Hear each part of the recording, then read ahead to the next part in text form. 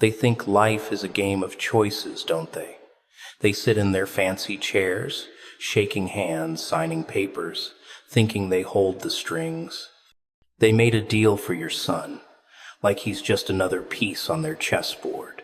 But here's the thing, deals are fragile. Promises, even more so. And sometimes, the ones who think they're safe, who think they're clever, are the ones who don't even see the storm coming. They sit there, in their polished offices, hands shaking, smiles wide, nodding like they're solving the world's problems, thinking they're clever. They make deals as if life were a board game, and every person, every soul, is just a token to move across the squares. They don't see the cracks in their own plans, the invisible threads that tie them to consequences they can't even imagine. They imagine control, absolute control, as if signing papers and whispering words under golden chandeliers somehow bends reality to their will. But the universe has a way of laughing at people like that. You see, they think the deal is theirs to dictate. They think because they wrote the terms, because they orchestrated the conditions, they are the masters of fate. They think the dice always roll in their favor. They think power resides in signatures, in contracts, in secrecy. But control, real control, is an illusion, a delicate trick performed on those naive enough to believe in it.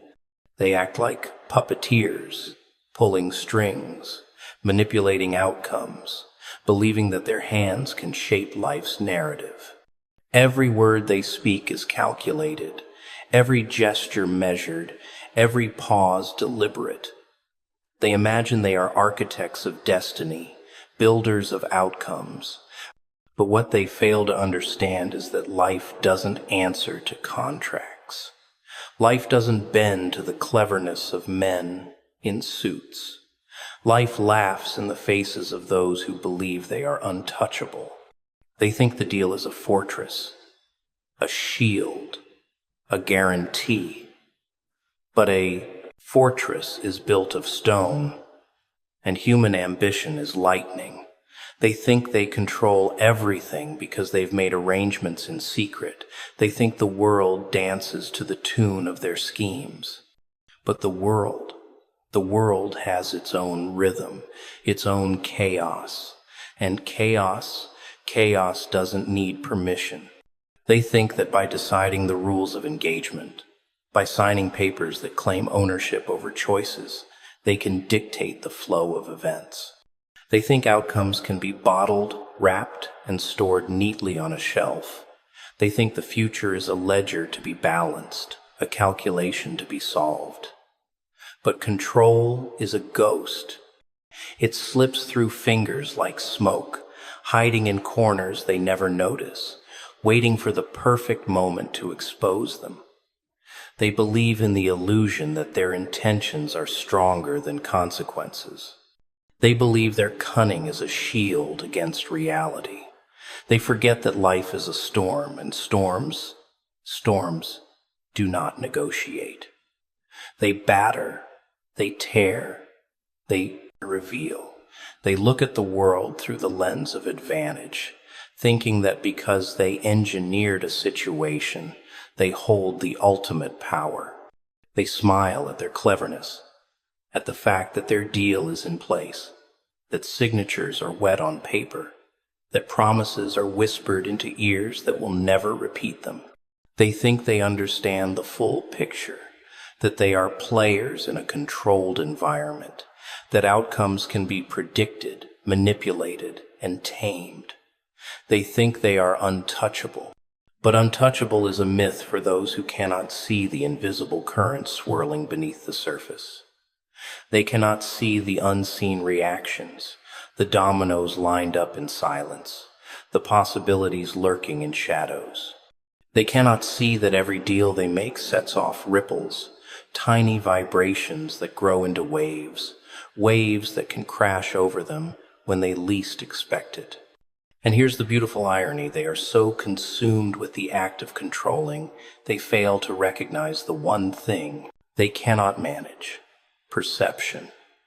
They cannot manage what others see, what others feel, what others decide in the quiet moments when no one is watching. They cannot control determination, the fire that burns unseen in someone who refuses to accept their rules. They cannot control resilience, the stubborn force that pushes back against imposed boundaries. They cannot control the awakening that comes when someone finally realizes the strings are being pulled and decides to cut them. They think the deal is the story's end, but the story is never theirs to write alone. They assume power resides in negotiation tables and closed doors, in whispers and signatures. They assume that because they have planned, the outcome bends to their will. They think life is predictable, programmable, a series of moves and counter-moves in a game they alone understand.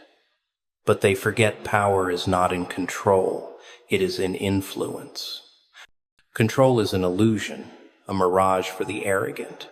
And arrogance has a way of inviting chaos in through the front door, sneaking past security, laughing while it tears the walls down. They fail to see that while they are busy controlling the game, the board itself has already shifted. They fail to see that while they measure moves with precision, unseen forces are rearranging everything around them, changing trajectories, and turning their meticulous plans into fragile paper cranes, easily crushed by the weight of consequences they refuse to acknowledge. They made a deal thinking they control the outcome, and in that thinking lies their greatest mistake, their hidden vulnerability, the seed of their undoing. Every calculated move, every whispered promise, every carefully signed paper is a brick in a structure they believe will shelter them. But it is a house built on sand. They think they dictate the story, but the story is laughing at them, watching them believe in their power, watching them trust the illusion, and waiting for the moment to prove that control was never theirs to hold. They sit in their rooms, counting moves, calculating benefits, thinking that life can be reduced to a series of transactions. They see your son not as a person, not as a living, breathing force of potential, but as a pawn, a token, a commodity to be traded, bought, or leveraged. They think that by moving him around on their invisible board, they are winning, they are clever, they are untouchable.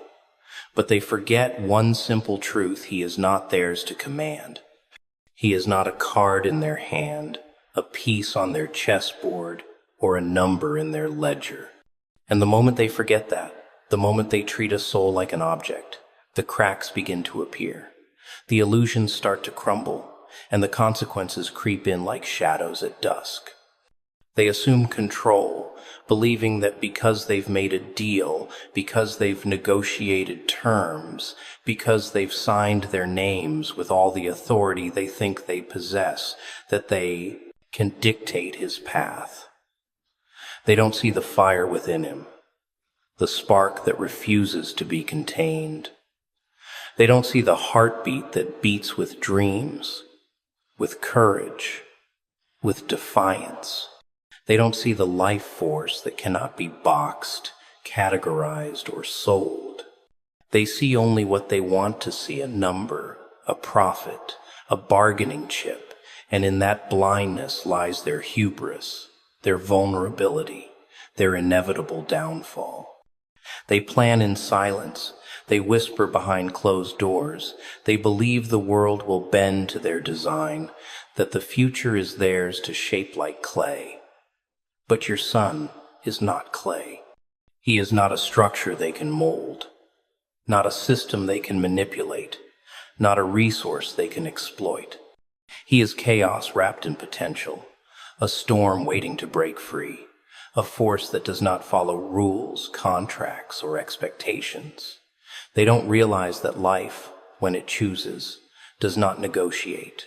Life, when it wakes up in someone who refuses to be controlled, breaks the chains and rewrites the story on its own terms. They make decisions as if he were an object, but objects obey. People do not. People breathe, think, resist, and fight. People remember. People awaken. They underestimate the power of recognition, the moment when he sees that he is being treated as a commodity, that his life, his future, his choices have been discussed and decided without him. And the awakening is never gentle. It is never polite. It rips through the illusion they have built, tearing their confidence, shaking the foundation of their supposed control, exposing them to a force they cannot calculate, cannot measure, cannot predict. They imagine that a contract, a deal, a signature on a piece of paper is enough to bind reality. They imagine that their cleverness can circumvent truth, that their schemes can bypass the essence of life itself. But they forget that life is more cunning, more unpredictable, more resilient than any plan. Your son's presence in the world is not a token to be traded, not a pawn to be played, not a prize to be won. He is a living variable, a spark of unpredictability, a reminder that human spirit cannot be bought, cannot be controlled, cannot be cornered. And the arrogance of thinking otherwise is the very thing that blinds them to the storm building at the edge of their vision. They measure, they manipulate, they calculate, thinking that because they control the context, they control the outcome. They think that by removing choice, by dictating terms, by making silent deals, they have created certainty. But certainty is a fragile thing when it encounters defiance. He is not a piece on a board. He is not a number on a balance sheet. He is a presence, a force, a mind that cannot be contained. And the moment they believe otherwise, the moment they assume ownership of something that cannot be owned, they invite chaos, resistance, and a reckoning that they cannot anticipate. They underestimate the layers that make him whole, the experiences that shape him, the instincts that guide him, the inner strength that refuses to bow. They cannot see that life is not linear, that spirit is not programmable, that courage is not negotiable. They assume he will follow the rules they impose, that he will fit neatly into the scenario they have designed, that he will accept the terms without question. But he will not. He cannot. And that is the beauty they fail to understand. He exists outside their calculations, outside their deals, outside their illusions of control. They treat him like an asset, a resource, a tool, but he is flesh, blood, and mind. He is stories untold, potential unclaimed, energy unbridled. They do not realize that you cannot cage force, that you cannot own will, that you cannot purchase destiny. He moves in ways they cannot predict, thinks in ways they cannot anticipate, reacts in ways they cannot contain. And every plan they make, every deal they sign, every expectation they set becomes a fragile illusion in the face of what he is capable of. They believe that deals and strategies give them dominion over lives, but they forget that dominion is not ownership. Influence is not control. Authority is not command. And your son, he is a reminder of that truth, a living testament to the fact that the human spirit cannot be bartered, cannot be cornered, cannot be broken by the arrogance of others who mistake power for certainty. Every deal has a price. Every handshake has a shadow. Every signature carries a secret weight that only reveals itself when it's far too late. They sit there, smiling, convinced that the ink on paper can dictate reality, that their clever words and calculated moves are enough to bind life itself. But life Life has a way of sneaking in through the cracks, of showing up where it's least expected, of turning what seems like certainty into chaos. Every deal they make, every promise they whisper, every arrangement they craft in the quiet corners of their world carries consequences they cannot see, consequences they cannot control, consequences that will eventually come knocking with a smile they did not anticipate. They think the deal is simple, linear, contained. They imagine a world where cause and effect are neat, where actions are predictable, where every choice leads directly to the outcome they desire. They do not see the ripples that spread beyond the table, beyond the office, beyond the walls they have built around their little schemes. They do not see that every agreement, every bargain, every whispered negotiation plants seeds in the soil of the future seeds that will sprout, grow, twist, and take forms they cannot anticipate. They think they are writing rules, but in reality, they are setting traps for themselves, leaving breadcrumbs for consequences to follow. They believe the deal is a fortress, a shield, a guarantee of control, but consequences do not ask permission. They do not negotiate. They do not wait. They do not care about intentions or cleverness or arrogance. They are inevitable. Hidden, yes. Invisible at first. Subtle in the beginning, but relentless. And when they arrive with the weight of inevitability, with the power to dismantle plans, with the force to reveal the folly of those who thought themselves untouchable. Every deal is a contract with reality itself, and reality is always ready to collect. They think about gains, about advantages, about how the deal benefits them, about how they win. But they forget the ledger is never empty on the other side. For every gain, there is a shadow. For every advantage, there is a ripple. For every success they believe they have purchased, there is an unseen cost, a hidden backlash, a consequence lurking in the corners of existence, waiting to make itself known in ways they cannot measure.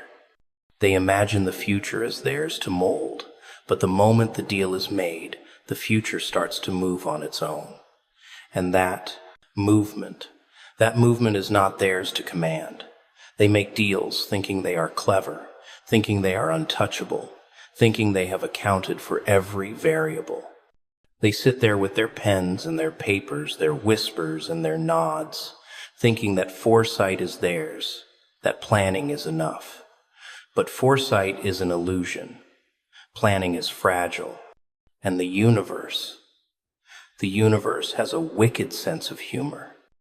It loves to take every calculated move and bend it, twist it, distort it, until the plan collapses like a house of cards, leaving only the aftermath for them to witness. And that aftermath, it is beautiful in its inevitability, because it is the reminder that consequences never sleep, consequences never forget, consequences never fail to arrive. They underestimate the subtlety of consequences. They imagine them as direct, linear, measurable. They believe that if they calculate, they can predict. If they negotiate, they can control. If they plan, they can avoid disaster. But consequences are clever. They hide in shadows. They wait for the moment of arrogance, the moment of blind confidence, the moment when someone believes they are untouchable.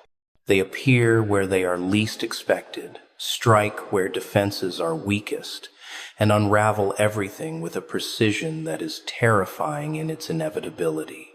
Every deal made without respect for hidden costs is a ticking clock, a slow fuse, a time bomb waiting to prove a lesson that cannot be ignored. They do not see how far the ripples travel. They do not see how a small compromise here can become a catastrophe there. They do not see how a promise made in secrecy, a manipulation thought harmless, A transaction assumed safe can twist and spread into outcomes they never imagined. They fail to see that life does not forgive shortcuts, that reality does not negotiate loopholes, that the universe does not honor intentions when consequences demand their due. Every action carries a shadow, every decision a footprint, every deal a debt that must be paid in one way or another.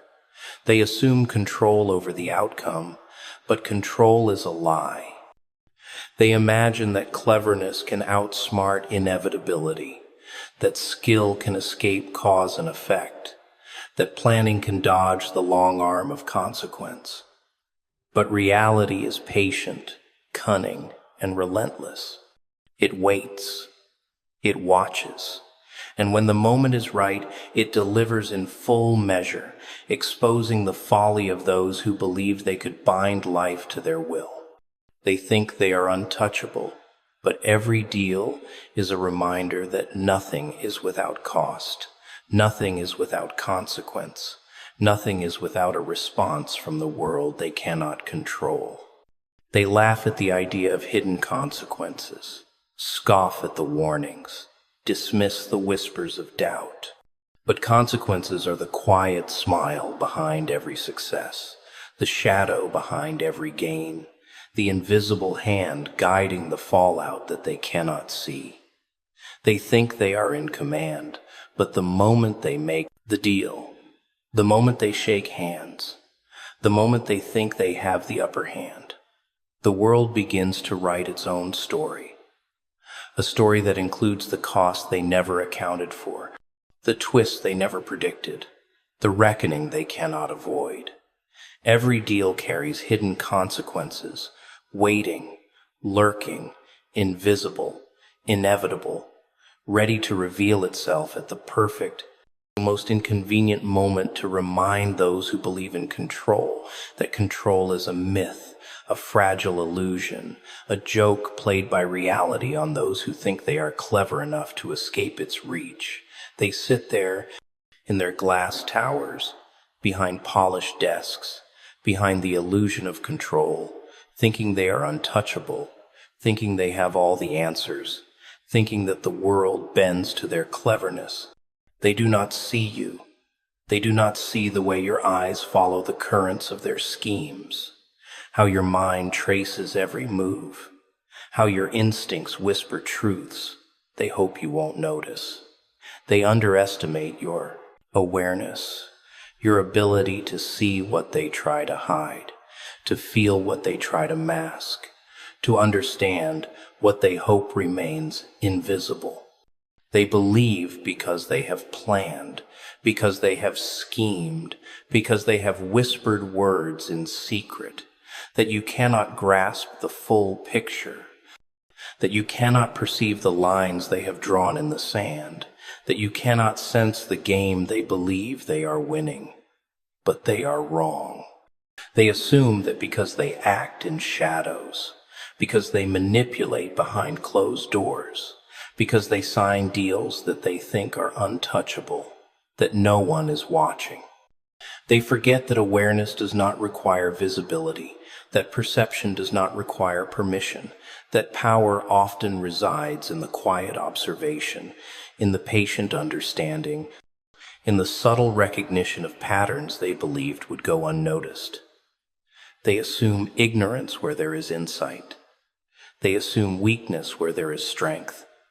They assume that control is theirs alone, blind to the fact that observation is power and knowledge. Knowledge is a weapon they cannot wield against you because you have always held it. They think their cleverness is the ultimate advantage, that their confidence is impenetrable, that their arrogance is shielded from scrutiny. But arrogance is a lantern that exposes itself to anyone willing to watch, to anyone willing to wait, to anyone willing to see. They believe they are ahead because they measure moves, because they calculate risk, because they manipulate outcomes. They do not see the truth that power is not in calculation alone.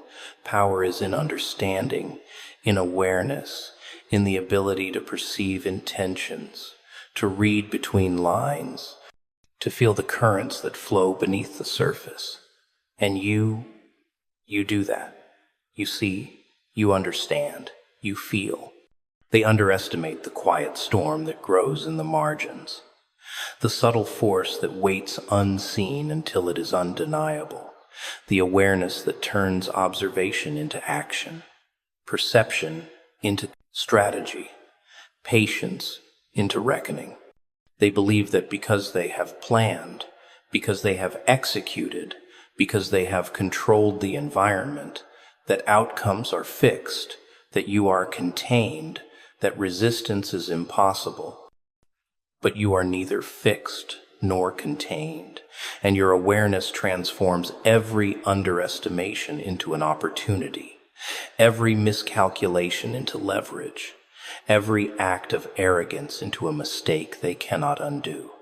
They assume that their schemes are invisible, that their power is untouchable, that their influence is absolute. But they forget that power is not measured by what one controls.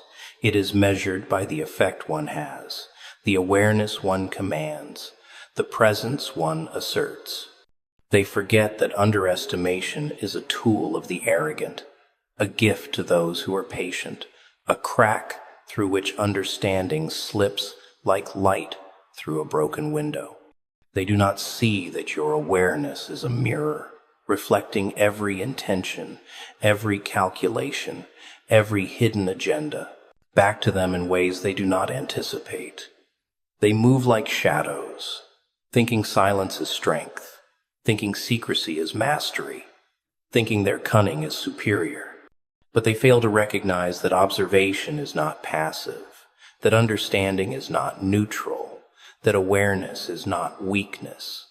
Every move they make, every deal they sign, every whisper they utter is registered, cataloged, understood. They underestimate the quiet calculation that happens in the minds of those who are awake, the deliberate patience of those who are aware, the potential unleashed when insight meets resolve. They believe ignorance is inevitable, but it is never yours to grant. They assume that power resides solely in action, in execution, in manipulation. But they do not see that true power often resides in the subtle, the patient, the perceptive. They do not see that your awareness is a force they cannot negotiate with, a weapon they cannot disarm, a truth they cannot avoid. And it grows quietly, invisibly, until the moment it is undeniable, until the moment it becomes impossible for them to ignore, until the moment your understanding turns the tide of every scheme, every plan, every illusion they thought was safe. They underestimate your patience, your perception, your ability to recognize patterns, to anticipate consequences, to turn observation into leverage. They think because they are bold, because they are loud, because they act decisively, that they are ahead. But boldness without awareness is arrogance. Loudness without perception is folly. Decisiveness without understanding is disaster waiting to happen. And you watch, you wait, you understand. Your awareness is the shadow behind their bravado, the hand behind the curtain, the storm waiting silently until the perfect moment. They do not see it. They do not expect it. They do not anticipate it. And in their underestimation lies their weakness, their vulnerability, their downfall. Because power, true power, does not always shout. True power watches, listens, learns, and waits. They assume ignorance where there is understanding. They assume weakness where there is strength. They underestimate you, and that is exactly what makes you unstoppable. Trust is such a fragile thing, isn't it?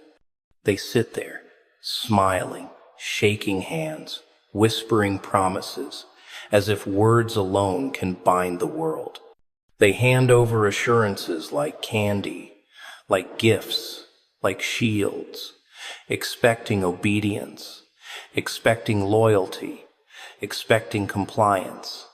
But trust is a living thing, delicate, unpredictable, and they fail to see that it is not theirs to command. And betrayal. Betrayal waits quietly in the shadows, in the corners of every deal, in the silence behind every smile, in the cracks of every promise they think is unbreakable. They believe that when trust is given, it is absolute, permanent, unquestionable. But trust is fragile, and betrayal is patient. They make promises with confidence, believing that their words are enough to bind people to them. They think that deals, agreements, contracts, and gestures of goodwill are shields against deception, that trust is a currency they can mint at will. But they forget the very nature of human instinct, the instinct to test, to question, to doubt. They forget that behind every handshake is a calculation, behind every smile is scrutiny, behind every nod is judgment. And in that scrutiny, in that calculation, in that judgment, betrayal often takes root quietly, invisibly, waiting for the precise moment to reveal itself in full force. They underestimate the duality of human connection. Trust is given, yes, but it is earned continuously, measured against actions, against intentions, against outcomes. They imagine it is a one-time transaction, a single hand extended, a single word spoken, a single signature made. They do not see that every action has consequences. Every word carries weight. Every silence speaks volumes. And it is in the spaces between actions, in the pauses, in the unspoken truths, that betrayal gathers strength. Trust and betrayal are never far apart. They walk together, one step behind the other, one hiding while the other reveals, one building the illusion while the other waits to shatter it. They think that because they are clever, because they are meticulous, because they have arranged everything with precision, they can avoid betrayal, that trust will always work in their favor. They fail to see that trust is not a tool to be wielded, not a lever to manipulate, not a shield against consequence. Trust is a bond, delicate, fragile, invisible, yet powerful. And betrayal is the shadow that comes with every bond, the silent twin that always follows, the hidden cost they never accounted for. They forget that no matter how confident, no matter how cunning, no matter how certain, the human heart is unpredictable, the mind is clever, the instincts are ruthless when tested. They make deals, thinking loyalty is guaranteed, thinking obedience is natural, thinking promises are ironclad. But loyalty is conditional, obedience is fleeting, promises are only as strong as the integrity of the person behind them.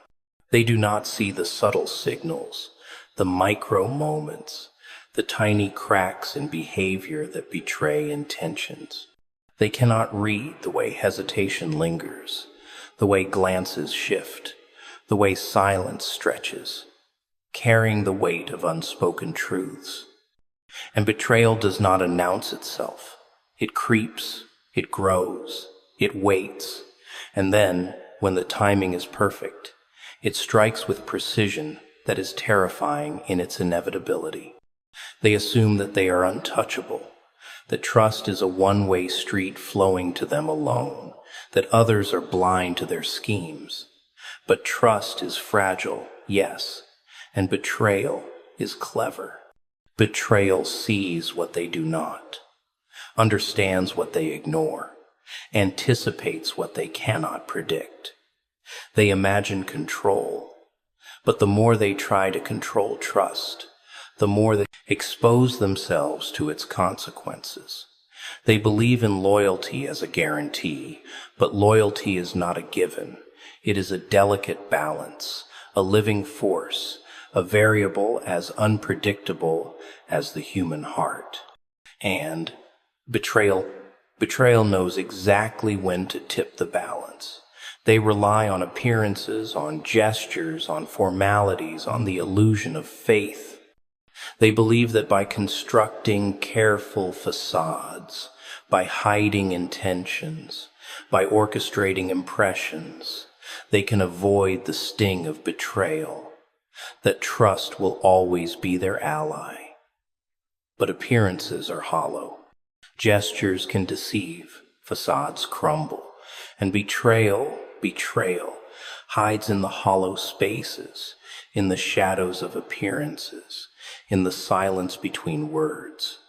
It waits for the opportune moment, for the one chance to prove that trust is never absolute, that loyalty is never guaranteed, that consequences are never avoidable. They forget the most important truth, that trust and betrayal are intrinsically linked. Where trust is given, betrayal is always a possibility. Where promises are made, the risk of deceit follows. Where hearts are open, the shadows linger. And it is in that tension, in that dance, in that constant push and pull between giving and guarding, that true power lies. They do not see it, but you do.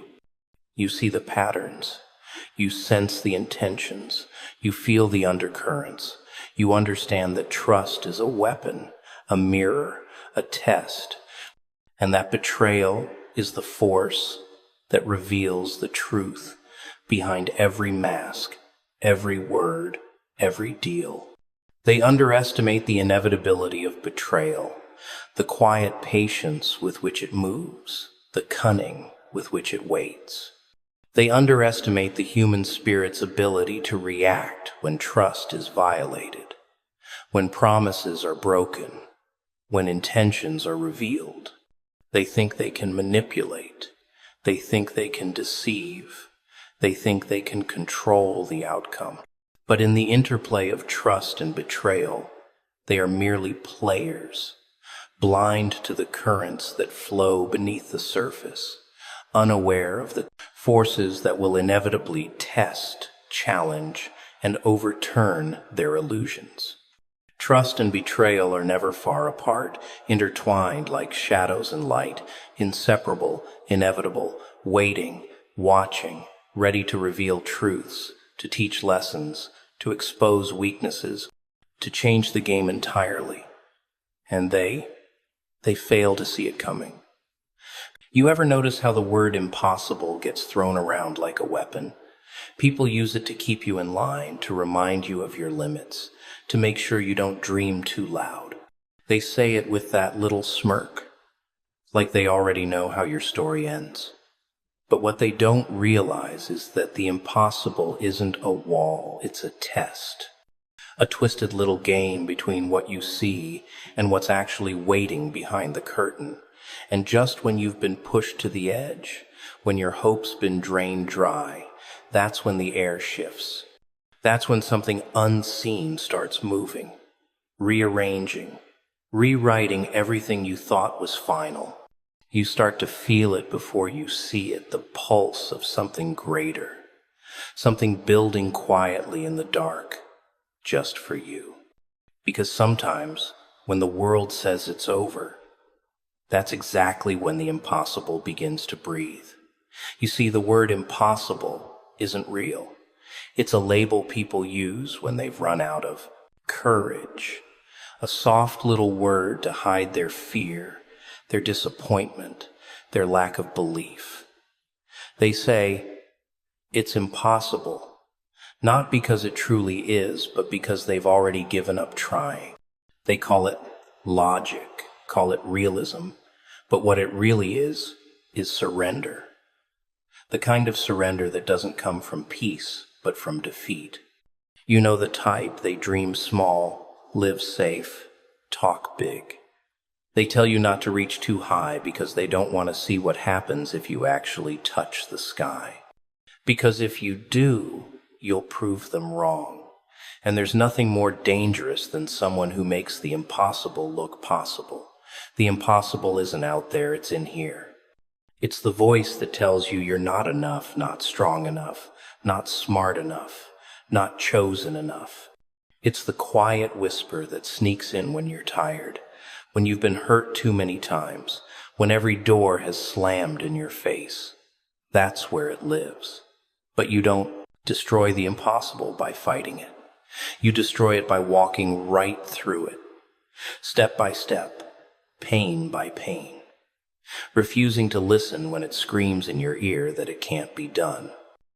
Because it's never the wall that stops you. It's the belief that the wall is real.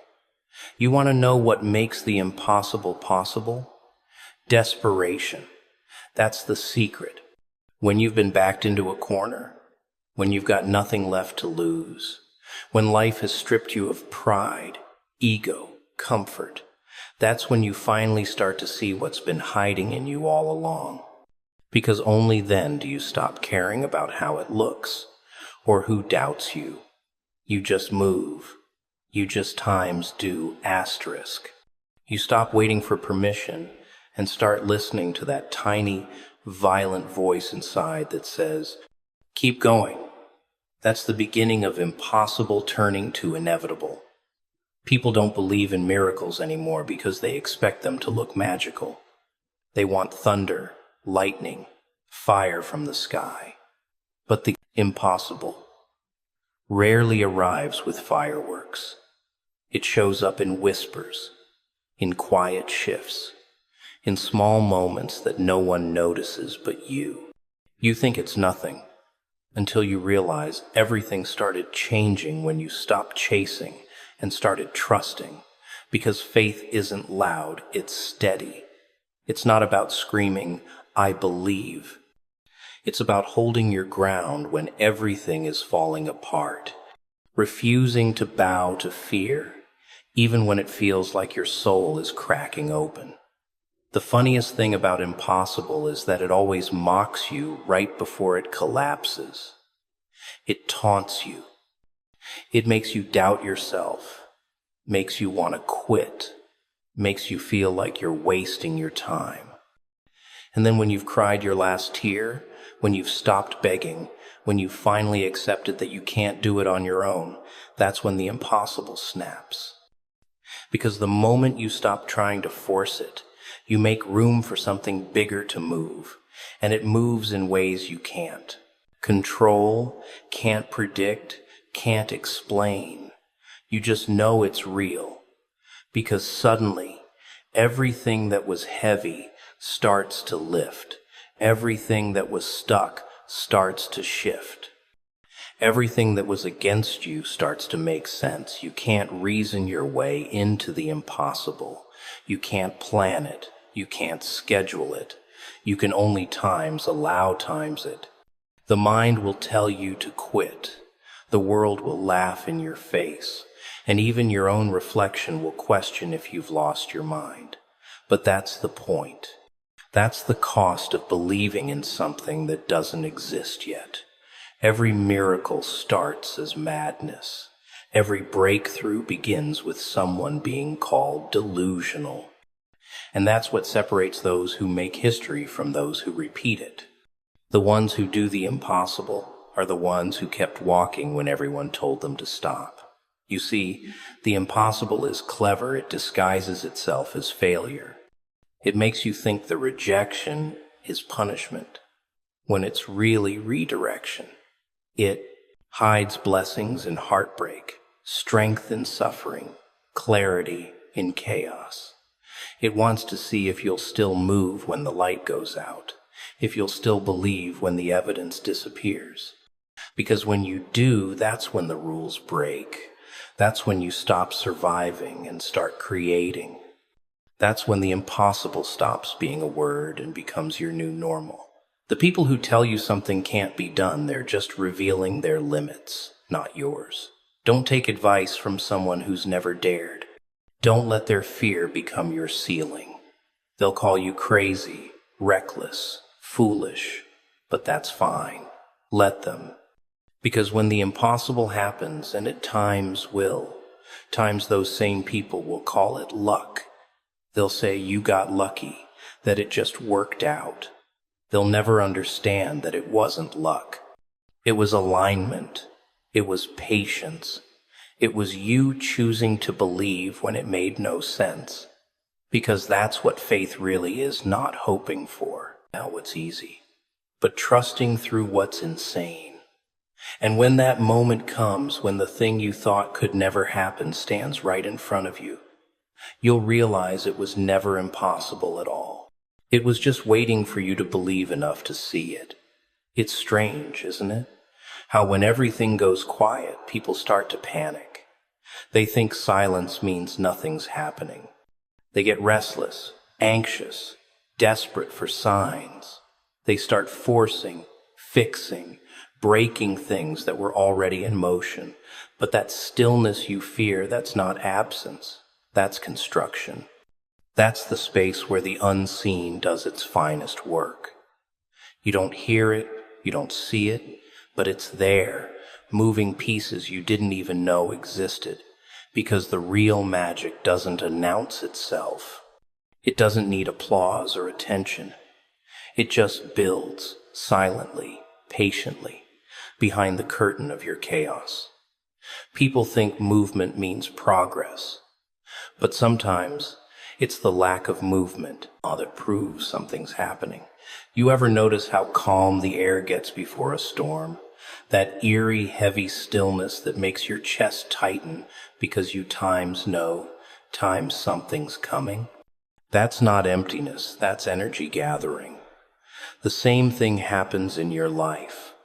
Right before the shift, right before the breakthrough, everything goes quiet. Conversations stop, doors close, people disappear, opportunities freeze. You start to think you've been forgotten, abandoned, left behind. But really, it's alignment. It's precision. It's everything finding its rightful place before it explodes into form. Most people can't handle that phase. The waiting, the invisible work, the silence that tests their sanity.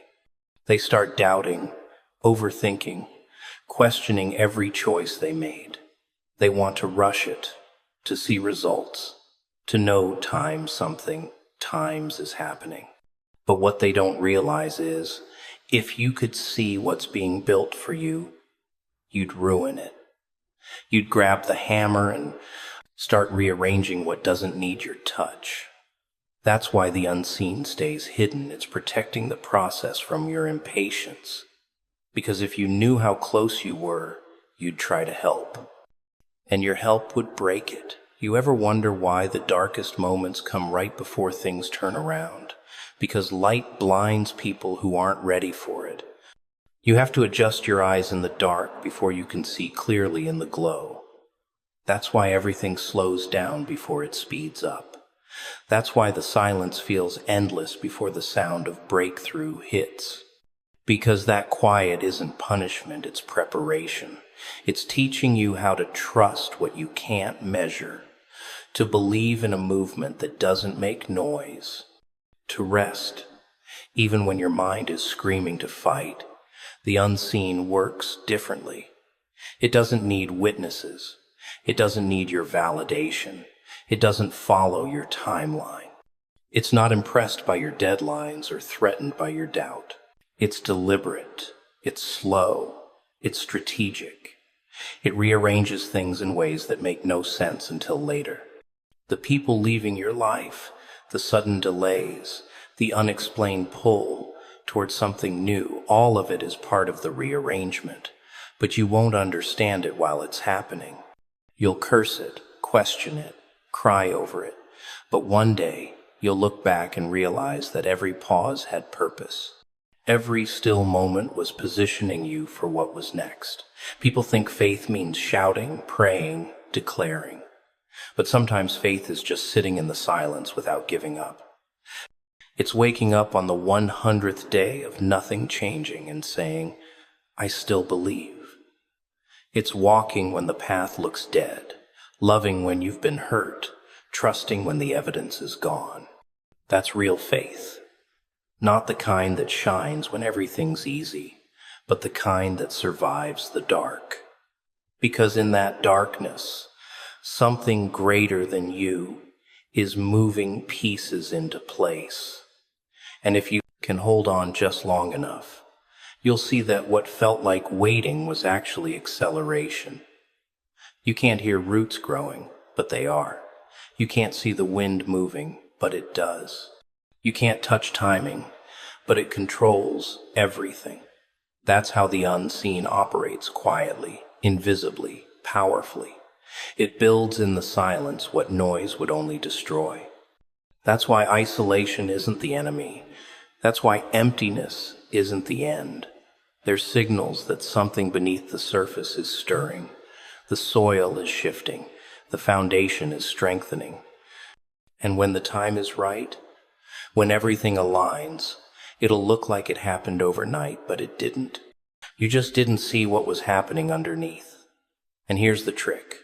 The more silent it gets, the bigger the movement coming your way. The universe saves its loudest moments for those who endured the quiet without losing their faith. Because silence is the ultimate test. It separates the ones who perform belief from the ones who live it.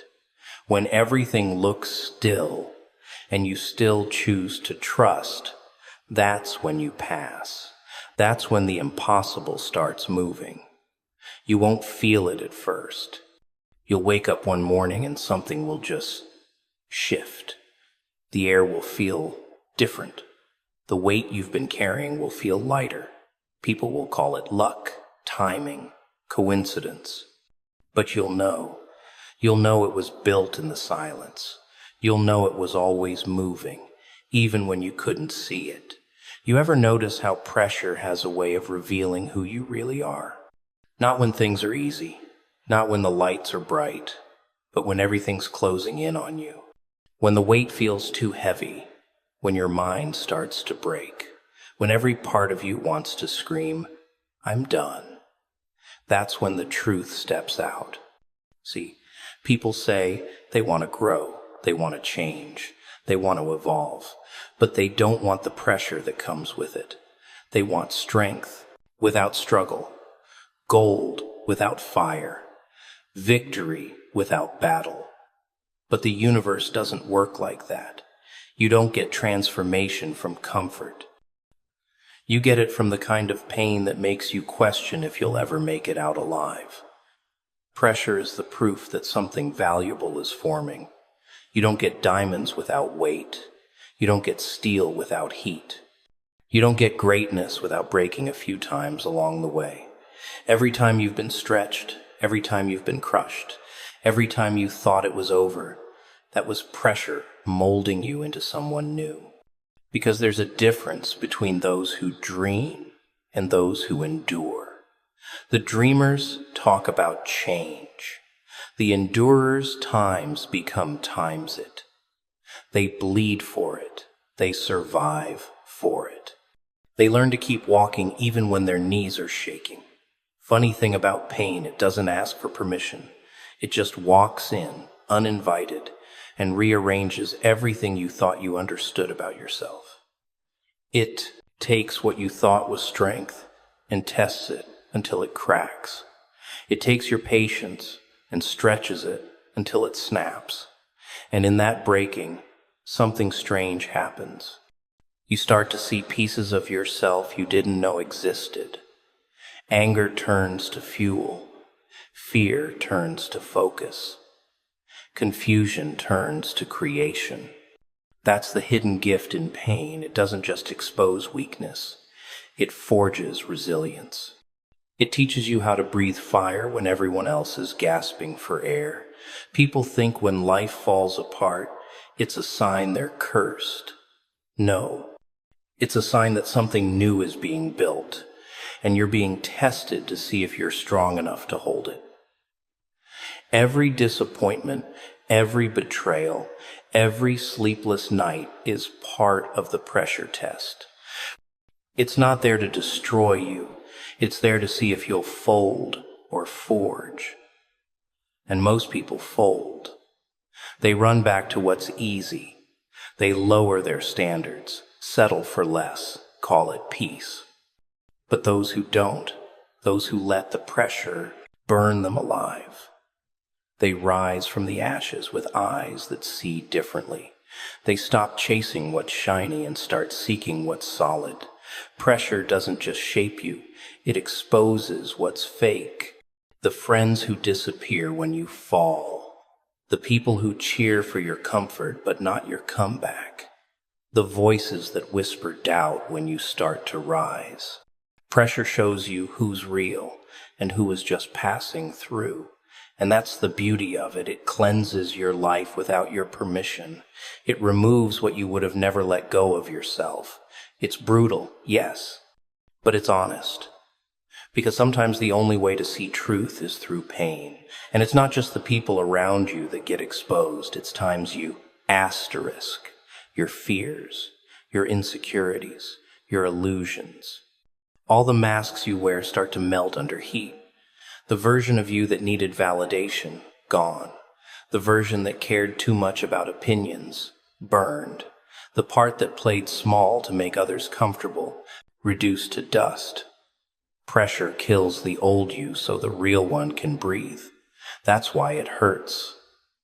It's a funeral for the version of you that couldn't carry what's next. But here's the twist. The more pressure you feel, the closer you are to the breakthrough. Because the hardest part of the process is always right before the shift. That's when you feel like you can't take it anymore. When quitting feels logical. When the noise in your head says, this is pointless, that's the signal. The breaking point isn't the end, it's the beginning of creation. Every star in the universe was born out of an explosion. Every life-changing idea came from chaos. Every miracle you've ever seen started as something falling apart. Pressure isn't the enemy, it's the midwife of transformation. You can't pray for destiny and then reject the process that builds it. You can't ask for purpose and then complain about pain. It's the same thing. You can't be trusted with power until you've survived the fire that teaches you how to use it. That's why some doors don't open when you want them to, because you're not built strong enough to handle what's behind them yet. The pressure you're under right now is the weight training for what's coming next. And when it's done, when the pressure finally breaks, you won't be the same. You'll walk differently, speak differently, believe differently. Because once you've survived the impossible, everything else feels small. So when it gets heavy, when you can't see the way forward, when everything in you wants to give up, remember this. Pressure doesn't come to crush you, it comes to crown you. It's the universe whispering, you're next. It's the sign that the impossible is about to be made possible. And it's using your pain as the proof that you're ready. You ever notice how silence can be louder than any scream? When people start pulling away, when eyes avoid you, when the ones who swore loyalty begin to vanish like smoke in the dark, that's when you start to understand what loyalty really means. Not when everything's fun, not when you're shining, not when you're winning. No, loyalty's tested in the shadows when there's nothing to gain, when standing next to you costs something. It's in those quiet, empty moments that you learn who was real and who was just rehearsing. People love to shout loyalty until it's time to prove it. They'll post it, preach it, wear it like perfume, but the second things get ugly, they're gone. They don't even say goodbye. They just fade. And that silence, that space they leave behind, it burns deeper than betrayal itself. Because betrayal at least has noise. It has confrontation. Silence, that's cold. That's deliberate. It's the sound of someone deciding you're not worth their truth. And once you hear it, you can't unhear it. You start replaying moments, conversations, laughter, trying to see the cracks that were always there. But here's the strange thing about disloyalty. It teaches you what no book, no preacher, no friend ever could. It shows you that trust is currency, and most people are broke. You start realizing that loyalty isn't about words, it's about consistency. It's about the ones who show up when you have nothing left to offer, the ones who don't flinch when the world turns its back on you, the ones who defend you in rooms you're not even in. You start seeing the difference between people who times your light and those who would stay even if it went out. And suddenly, you stop chasing crowds. You start valuing the few who stayed when the music stopped. You learn that loyalty isn't a contract, it's a reflection. People can only give what they are. If someone betrays you, it's not about you, it's about the limits of their character. You expected a lion from someone who's still a sheep. You gave them trust, and they gave you survival, instincts in return. It hurts, sure, it cuts deep, but it also cleans you, because sometimes the only way to know who belongs in your future is to lose them in your present. Pain does what peace never could. It exposes truth. You don't lose loyal people, you lose pretenders, and that's a gain in disguise. And when you've been betrayed enough times, something inside you shifts. You stop believing promises. You start watching patterns. You stop begging for honesty. You start expecting silence. Not because you've become cold, but because you've learned. You've seen the script too many times. The smile, the comfort, the timing, then the distance, the excuses, the silence. You know the rhythm. And yet, deep down, you don't grow bitter, you grow sharper. You learn to love carefully. You learn to trust slowly. You learn that loyalty doesn't have to be loud to be real. Sometimes it's quiet presence. Sometimes it's just someone who doesn't leave when everyone else does. People don't understand that loyalty is a choice, not a feeling. It's not convenient, it's not conditional, it's tested. And the ones who pass the test aren't perfect, but their time's real. Asterisk. They might disagree, they might get mad, but they never disappear. They stay through the fire. They get burned with you if they have to. That's the kind of loyalty that doesn't need words, it shows up in action. The kind that says, I don't need a reason to stay, I just choose to. And when you find that kind of loyalty, you stop settling for anything less. But betrayal, it does something to you. It hardens you, sure, but it also frees you. Because once you've been stabbed in the back enough times, you stop letting people walk behind you. You stop explaining your worth to people who never saw it. You stop opening doors for those who only came to take. Betrayal teaches boundaries. It builds walls, but not to keep love out, to keep parasites away. You stop being available to those who vanished when you needed them most. And that's when real peace begins, not when everyone's around, but when the wrong ones are gone.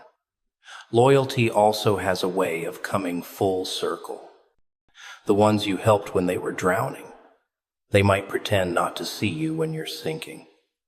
But life keeps receipts. Time always exposes the truth. The ones who abandoned you will one day need what you gave so freely. And you won't need revenge, you'll just smile. Because loyalty isn't about what they did to you, it's about who you became because of it. You didn't let their betrayal turn you into them. You stayed true, even when they didn't. That's power they'll never understand. So when you find yourself alone, surrounded by silence and ghosts of people you thought were forever, don't curse the emptiness. That's not loss, it's refinement. The universe just did you a favor. It removed actors from a stage that was meant for truth, because loyalty, real loyalty, it's not built in good times. It's forged in fire, in chaos, in heartbreak. And if you can stand through that, if you can look at betrayal and still say, I'll stay real anyway, then nothing can break you anymore. Funny thing about success, everyone wants to touch it, but no one wants to understand what it costs. They see the shine, the applause, the attention, but they never see the blood under the fingernails. They cheer when you rise, but they'll whisper when you fall. They'll call you lucky when you win, but forget the nights you cried, the times you broke, the sacrifices you made when no one was watching. Success? It's not a gift. It's a transaction. You trade comfort, sleep, peace, sometimes even pieces of yourself just to climb one step higher. And the cruel part? When you finally get there, the same people who doubted you will pretend they believed in you all along. People love winners, but they don't love the times making times of a winner.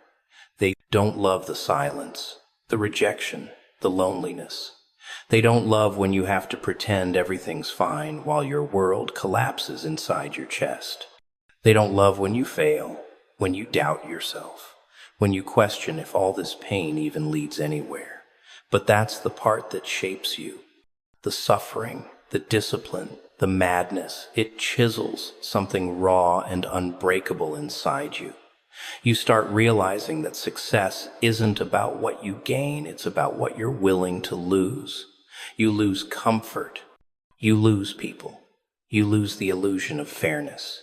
Because this world doesn't reward effort, it rewards endurance. It rewards the ones who keep going after the applause fades. The ones who keep grinding when no one's clapping. You start noticing that the road to success isn't a highway, it's a graveyard. Full of broken dreams, abandoned goals. People who gave up because it got too heavy. And you? You walk through that graveyard every day, carrying your pain like armor, smiling through scars.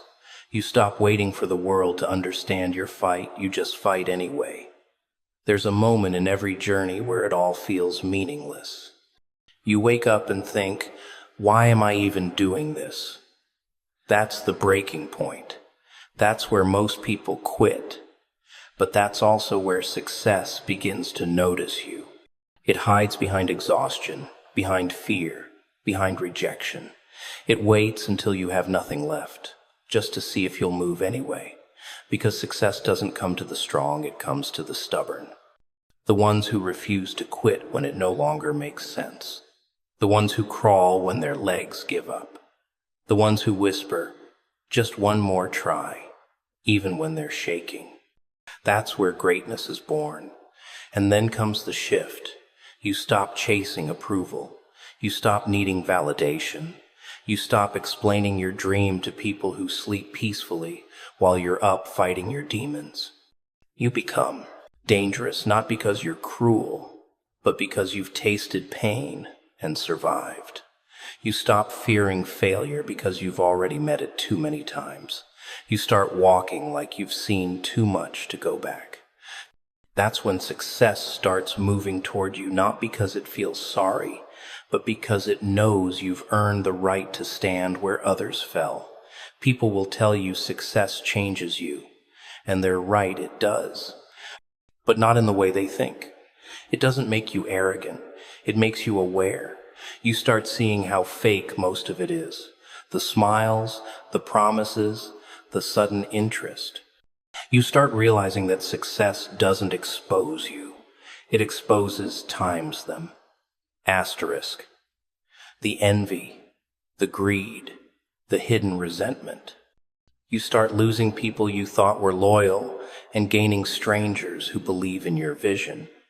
It's a twisted exchange. You lose hearts but gain purpose. You stop chasing relationships and start chasing alignment. You don't beg to be understood anymore. You're too busy building what they can't imagine. And even after you've made it, the hunger never really leaves. Because success isn't a destination, it's a cycle. The moment you think you've arrived, it slips away. It demands more, always more. More time, more focus, more sacrifice. It's not satisfied with your comfort. It wants your obsession. You wake up every day and realize you're back at the bottom of a new mountain. You might have climbed higher than before, but the climb never ends. And somewhere deep down, you stop hating the pain. You start craving it. Because it reminds you you're still alive, still fighting, still becoming. People will watch you glow and assume the light came easy. Let them. They'll never understand the cost. They'll never see the tears that watered your growth. They'll never feel the emptiness that followed each victory. They'll never know how close you came to quitting. But that's fine, because success doesn't need to be explained, it needs to be earned. It doesn't care about your excuses or your background. It only respects persistence. The question isn't whether you deserve it, it's whether you're willing to bleed for it. And when the noise fades, when the lights dim, when the crowd leaves, you'll stand there, realizing something no one told you. Success doesn't complete you. It reveals you. It shows you who you really are when there's nothing left to chase. Whether you become humble or hollow depends on what you carried through the fire. Whether you learn to value the journey or get addicted to applause depends on what you were chasing all along.